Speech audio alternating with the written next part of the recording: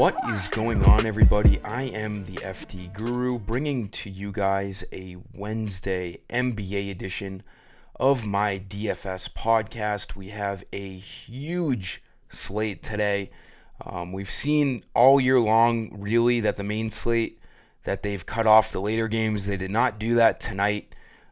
In result, we have 13 games on this main slate on FanDuel. DraftKings has 12. They cut out the 10 o'clock Eastern game with the Clippers and Warriors. There's a lot to unpack here. There's a decent amount of guys questionable. The good thing is a lot of the later games don't have much injuries hanging in the balance, so that's a huge thing. A lot of the earlier games have questionable guys, but we usually get that news before lock. I'll talk about all the questionable guys, value plays that are already opening up on this slate. With 26 teams playing, obviously, we're going to have questionable guys and, a lot of value. A lot of cheap guys in this video. I'm doing a free Guru credit code. I figured, this is our last big slate before the All-Star break. We have a 3-game slate tomorrow before we go on break. So figured today I would do a credit code, and I've been pretty bad this whole week, so the best thing I can do is give back a little bit, and I appreciate you guys riding with me. Things don't always work out. Last night was a weird slate. The Heat, we all worried about the Bucks blowing out the Heat. The Heat ended up blowing out the Bucks. A very popular Caleb Martin did absolutely nothing. Nikola Jovic had a weird start and, crushed for the Heat. Just a wild night yet again. We've been having a lot of those lately, but let's move on to today. Hopefully these plays help you out, and hopefully, these credits that you get from this video give you, something good off of my website later on. So for questionable guys, we're going to touch upon that real quick. So in order of games, we got the Knicks with DiVincenzo now questionable and Hartenstein questionable, who missed the last couple of games. Next team with injuries, we have the Celtics with Porzingis questionable again. He missed the last game. I don't know how much that really even matters on this slate. The Bulls have Alex Caruso questionable. The Cavs have Darius Garland questionable. And Sam Merrill off the bench questionable, but who cares about that? Pacers, pretty big deal with Halliburton questionable due to, they might be resting him. I don't know why, if you're going to rest the guy for injury management, that he's ever questionable. You should just know if you're going to do it or not. That's beside the point, though. You got Miles Turner on the injury report as well. That's a pretty important game there. You got Siakam back in Toronto against his old team. And if either Halliburton or Turner are out, obviously Halliburton being out is a bigger deal. If either one of those guys is out, Siakam's going to look really good. He's sub 8K on FanDuel. I don't have him in this video, but that's something to keep an eye out on. We have RJ Barrett for the Raptors, questionable. And then both power forwards in that Wizards and Pelicans game at 8 o'clock, questionable, which is pretty important because they're, respectively the best players on their teams. Kyle Kuzma on the Wizards, Zion on the Pelicans. Let's not get too serious about that. I don't really think Zion is the best player on the Pelicans, but, generally speaking, he's a top guy. That matters. No injury news, really, for the Grizzlies and Rockets. Those are two shit show teams. Van Vliet, remains to be out, and Grizzlies, we all know the deal with that G League team. Nothing in the Spurs and Mavericks. We got Doncic and Kyrie, probable. And then, like I was saying earlier, with the later games, the 9 o'clock games and the 10 o'clock game, not a lot of stuff, which is great. We did have Caldwell Pope and Jamal Murray doubtful, and then yesterday afternoon or later in the day, they got upgraded to questionable. So now what looked like to be a great Reggie Jackson spot against the Kings, now we might not know going into the 9 o'clock game. So that makes things a little dicey there. Going from doubtful to questionable is just very confusing, but I expect nothing less from the NBA. No injuries that we are waiting on for the Pistons and Suns. Bradley Beal got hurt last night. He's out for this game. That's going to open up some Suns value. That's a blowout risk with the Suns at home against the Pistons. Pistons just got fucking washed out against the Lakers last night. My play, Cade Cunningham, got 25 minutes. Let's not even talk about that. Lakers in a great spot at Utah. No LeBron James. We already know that. AD is probably later on today going to get a bullshit questionable tag, which won't matter. That's going to open up value for the Lakers. And then that Clippers and Warriors game, the last game of the night, another huge guy ruled out, Kawhi Leonard for the Clippers. That will lead us into our first play. Nothing from the Warriors either. So it's great to see the later games outside of Murray and Caldwell Pope. There's not much riding, with questionable guys, which always makes me a happier man. So going into my plays, James Harden looks fantastic tonight. Him and Paul George, obviously with no Kawhi Leonard, are going to see huge usages. And then for the cheaper guys, you just can't trust any of them. Maybe on the after hours slate, but not the main slate. Terrence Mann, Amir Coffey, Norman Powell, these are just guys that are going to see some, slightly bumped run in usage, but there's no trust in those guys. Zubats is still fighting a minutes limit, so there's no trust over there either. It's really just James Harden and Paul George. James Harden's been playing better than Paul George. He has the ball in his hands. I like James Harden at 8,800. He needs 44 fantasy points to hit value. He's been playing really well with Kawhi. He's going to see a lot more shot attempts. He looks really good. We can project him for 36 to 38 minutes in a close game. It's a great matchup at Golden State. The Warriors haven't been that great, so I'm not worried about the Clippers at all. 3-point spread for the Warriors. That's not surprising with Kawhi Leonard out. Harden can play shooting guard and power forward on FanDuel. He is looking like one of the better spend-ups on tonight's slate. I'm just picking Harden over Paul George because Harden's been better. You could obviously look at Paul George, 8,200. He has, a 51 2 games ago. His ceiling is going to be high.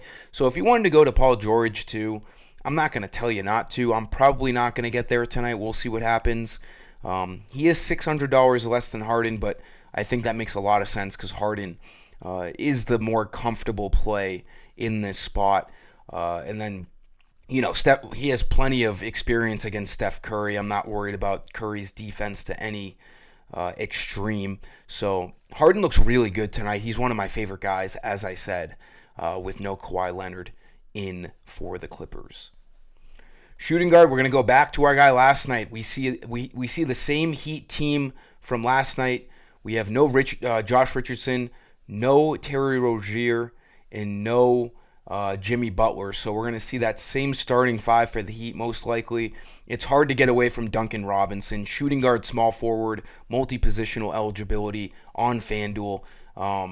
Just looks great in all aspects of, contests tonight, whether it's cash games, tournaments, any leagues, any format. Duncan Robinson looks great, needs 25 fantasy points to hit value. Only played 26 last night because it's the NBA. I try not to act surprised, but sometimes it's really hard to not, get triggered. The Heat blow out Milwaukee last night. All of the talk was Milwaukee blowing out the Heat. It was an 8-point spread. You see the Heat come out to a hot start. You're feeling really good about that game for both sides. And they just keep rolling on the Bucks. Robinson played 26 minutes, absolutely cooked Milwaukee. 23, 3, and 5, active on the defensive end, 43 fantasy points. Can't expect that again, but we can expect him to get 25 fantasy points in this starting role with the lack of, guys that the Heat have. Robinson looks really good. It's going to be tough to really get to any other Heat player. Tyler Hero was popular last night, but it was a smaller slate with, little value. We have a lot of value tonight, so it's just a different story. Obviously, the Heat still look like a good team to target. It's just not the same, deal as it was last night because we have 13 games now for tonight's slate. Pretty good matchup at Philly. Philly's favored 4 points. Should be a pretty good game environment. 225 over under. Duncan Robinson looks great. I'm gonna have a hard time getting away from him. It's so funny that 2 nights ago Milwaukee blows out the Nuggets by 30, and then they are at home the next night and get blown out by the Heat, who are a far worse team than the Nuggets. It's just, sometimes it's tough to predict, but we always move on. We all know that, DFS is very unpredictable, and all we can do is put ourselves in the best spot because if it was so easy to predict, I wouldn't have a job, and we'd all be millionaires winning on FanDuel and DraftKings every night. So,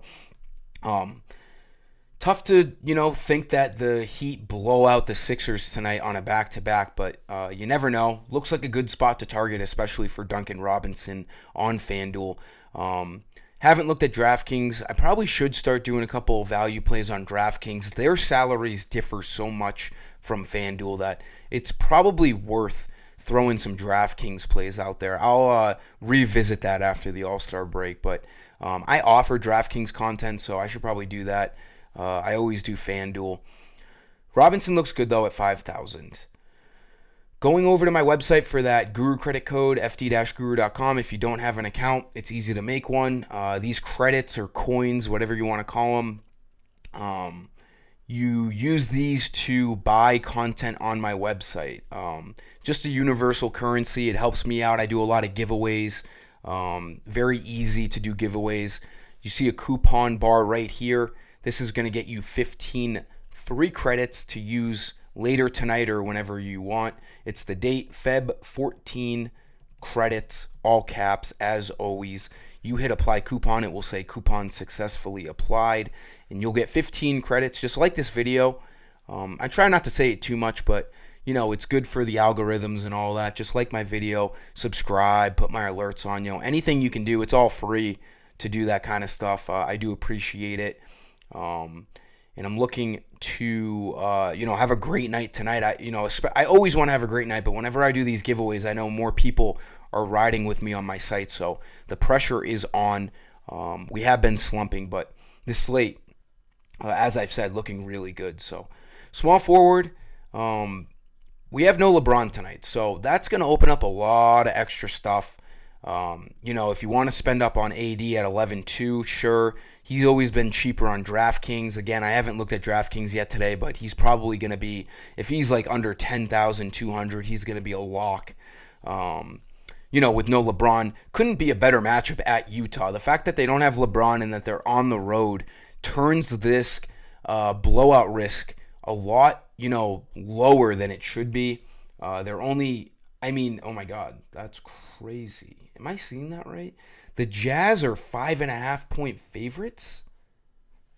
Hold on. I'm on RotoWire and they're extremely untrustworthy. That can't be right. I know the Lakers are on a back-to-back with no LeBron, but wow. The Jazz are 5.5 point favorites. That is shocking to me. I thought the Lakers would be it'd be the complete opposite. I thought the Lakers would be 5 point favorites. That's insane. I might have to, get into that later on. That I don't usually see NBA spreads that are eye-opening. That one's crazy. Anthony Davis should be able to do whatever he wants. Walker Kessler does not scare me at all. Obviously, extra usages to a D'Angelo Russell, who's been playing really well. Austin Reeves have been playing really well. And then those extra forward pieces, the cheap guys that are going to be value plays tonight. We're going to get into small forward Rui Hachimura.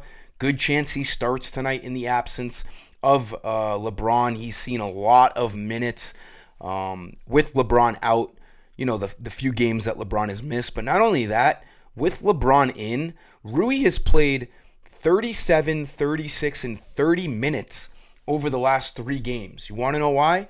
The Lakers are without Max Christie, Cam Reddish, and then the big one for Rui is Jared Vanderbilt. Vanderbilt got hurt a couple weeks ago, and this has really opened the door for Rui. Now, has he been great in these minutes? No, but it's because he's playing alongside LeBron, AD, D'Angelo, Austin Reeves.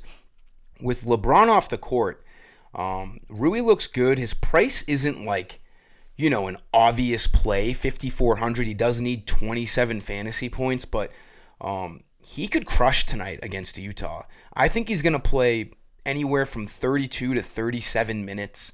The Lakers are very short-handed. He is a guy, dating back to when he was with the Wizards. When he got his opportunities, he can do some stuff. He's a good scorer.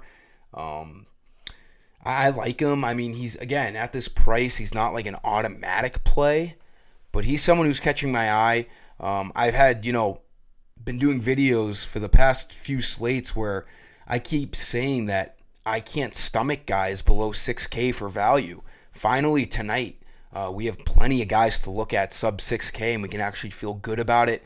Rui definitely falls into that category. I like him with no LeBron tonight.